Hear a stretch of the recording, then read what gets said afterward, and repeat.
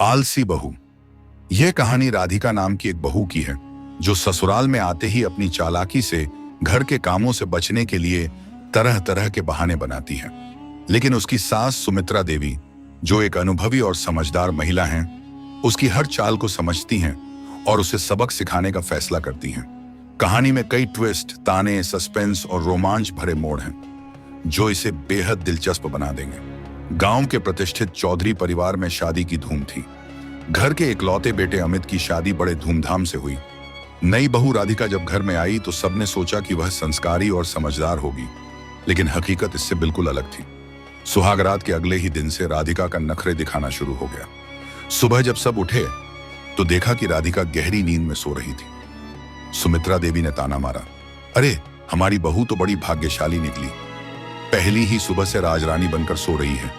देवरानी बोली, भाभी जल्दी उठिए, पहली बार की रसोई का रस्म निभाना है। राधिका ने तुरंत बहाना बनाया, माँ जी मेरी तबीयत ठीक नहीं लग रही, रात में बहुत ठंड लग रही थी।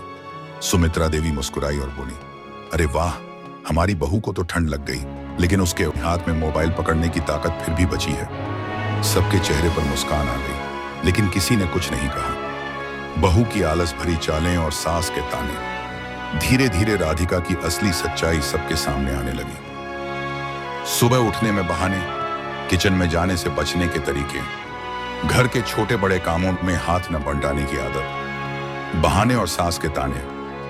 बहाना, माँ जी मुझे चाय बनानी नहीं आती। ताना, अरे वाह, अब तो हम भी अपनी बहू से सीखेंगे, बिना चाय बनाए भी कैसे जिंदगी गुजारी जा सकती है। बहाना, मुझे झाड़ू पोछा करने से एलर्जी होती है। ताना, अरे तो क्या डॉक्टर ने कहा है कि बहूजी को सिर्फ रिमोट पकड़ने और मोबाइल चलाने की ही दवा मिलेगी? बहाना, माँ जी मुझे सिर में बहुत दर्द हो रहा है, थोड़ा आराम कर लूं। ताना, जरूर बेटा, पर सिर दर्द सिर्फ किचन में काम करते समय क्यों होता है? सुमित्रा देवी समझ चुकी थी कि बहू को सबक सिखाने के लिए सीधा तरीका काम नहीं करेगा, इसलिए उन्होंने एक मास्टर प्लान बनाया। एक दिन सुमित्रा देवी ने खुद बीमार होने का नाटक किया। उन्होंने कहा, बहू मेरी तबीयत बहुत खराब है, अब घर की जिम्मेदारी तुम्हारी है। राधिका का चेहरा उतर गया। उसे लगा कि कुछ दिनों की बात होगी, लेकिन जब पूरे घर ने काम करना बंद कर दिया तब उसकी हालत खराब हो गई। पहले दिन उसने सोचा कोई ना कोई कर ही देगा, लेकिन जब खाना नहीं बना, सफाई नहीं हुई और कपड़े धुले नहीं गए तो उसे समझ में आ गया कि अब उसे खुद काम करना पड़ेगा। माँ जी आज तो बाहर से खाना मंगवा लेते हैं। अरे बहू, घर में काम करने से ज्यादा खर्चा बाहर के खाने पर लग जाएगा, तू चिंता मत कर, सीख लेगी। राधिका परेशान थी, लेकिन उसने हार नहीं मानी। अब उसने एक नया प्लान बनाया, बीमारी का बहाना करके डॉक्टर से मेडिकल रिपोर्ट बनवा लूंगी।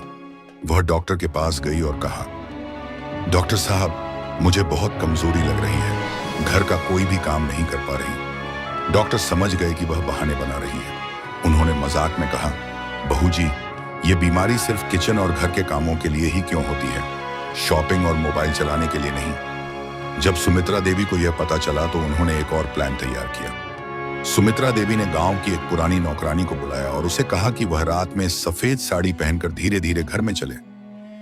रात में जब राधिका कमरे में थी, उसने देखा कि एक सफेद साड़ी पहने औरत खिड़की के पास खड़ी थी।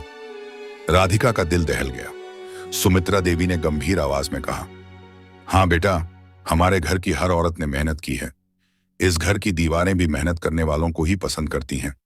अब राधिका को डर लगने लगा।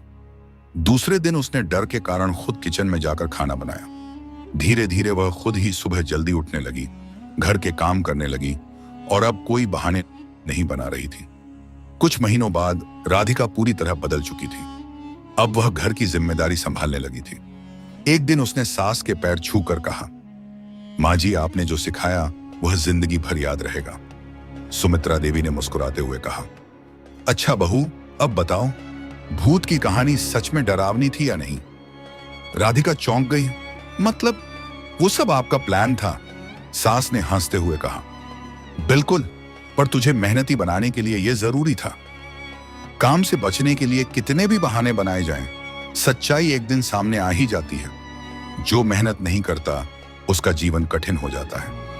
एक समझदार सास अपने अनुभव से बड़ी 10 आलसी बहू को भी सुधार सकती है। अगर कहानी पसंद आई हो तो एक प्यारा सा लाइक जरूर कर देना और ऐसी ही मजेदार ट्विस्ट और सस्पेंस से भरी कहानियों के लिए सब्सक्राइब करके घंटी जरूर दबा देना।